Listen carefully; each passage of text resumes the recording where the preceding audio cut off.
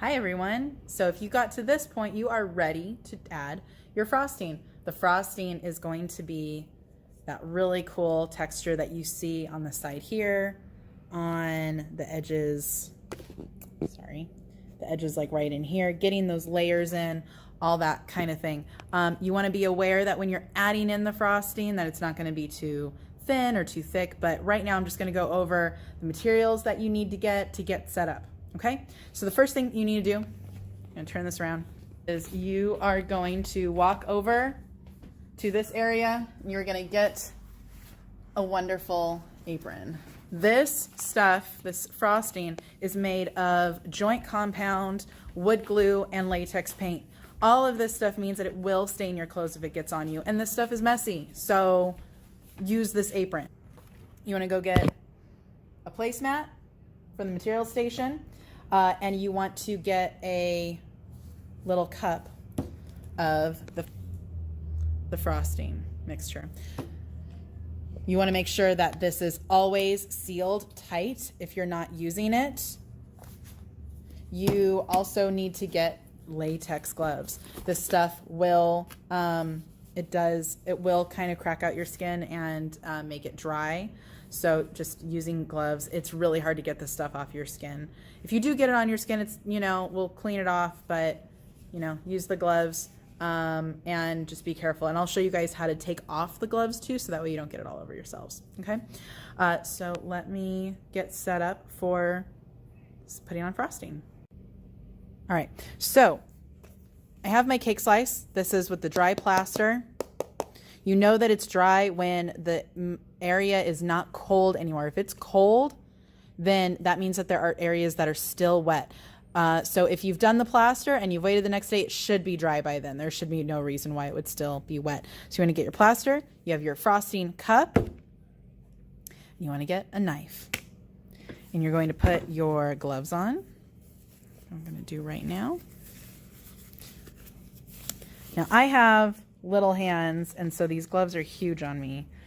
So it makes it kind of hard to put on the frosting, but I would definitely I would rather do that than having to dig like this stuff out of my nails for the day. Okay, so you're going to apply this on just as you would regular frosting. So you're going to put this on. You want to think about, you want it to be a fairly thin spread. If you remember my my original cake, this one, all the cracks and everything in it are because it is too thick on there. So this is a fairly thin layer that I'm applying on. I could use also a little bit from here. And to get the layers in,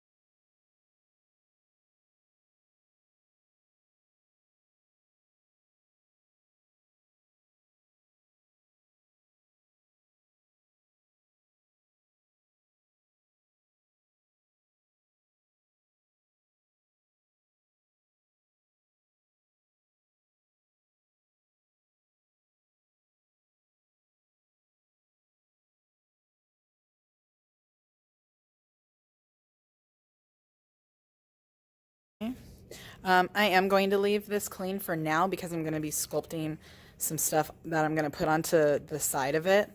So that's why I'm not going to really worry about that so much right now.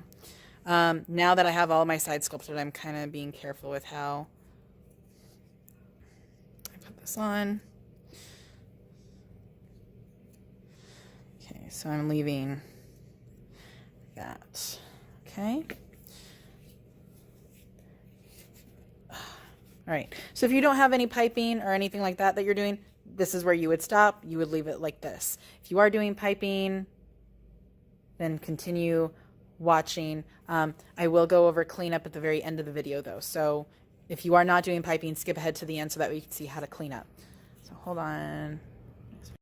Okay, so if you are doing any piping, you want to get a bag and you are going to get some scissors and you are going to very carefully just cut the corner.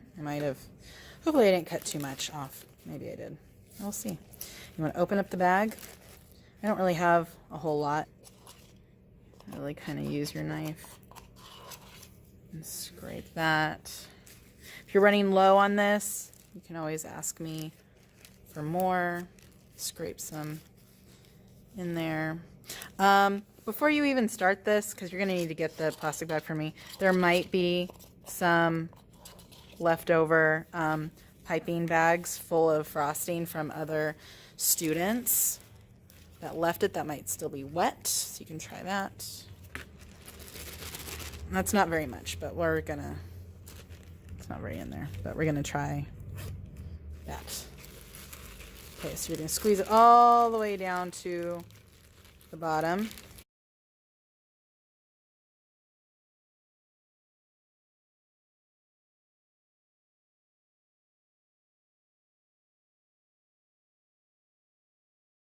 Okay, but basically you would take it.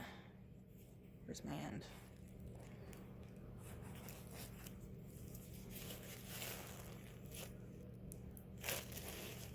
Find where your end piece is, that would help.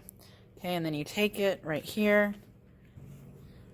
Okay, and you just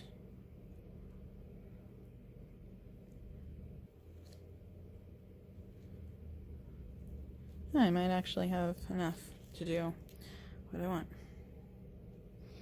Okay, if you're doing whipped cream for maybe your strawberry or whatever, this one here, you just squeeze that out.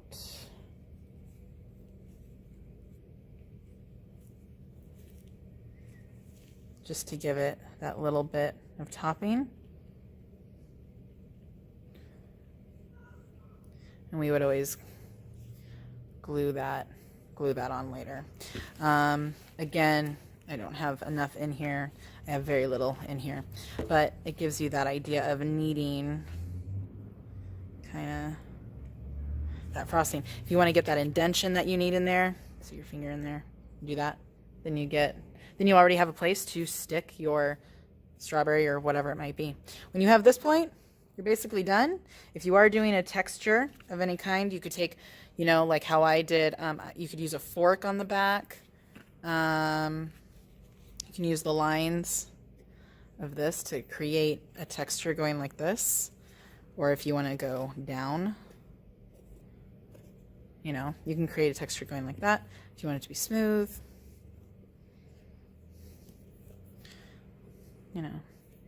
whatever you want to do. You just don't want it to be a very thick piece. Otherwise it gets cracked and it's a little bit harder to work with. Okay, so that is your frosted cake. For cleanup, for taking off your gloves, you take the one glove and you take it off from the bottom, get your way up here, and then you take this off, and it all goes within one another. Throw the gloves away. If the bag is just destroyed, there's nothing left in it anyway, then throw that away. Throw the knife away. It's not usable. Take the container, even if there's hardly anything left in it. Okay? Take the container, put the lid on it. Make sure that the lid is secure and tight. Probably best to do this before you've taken off your gloves. And then you are also going to get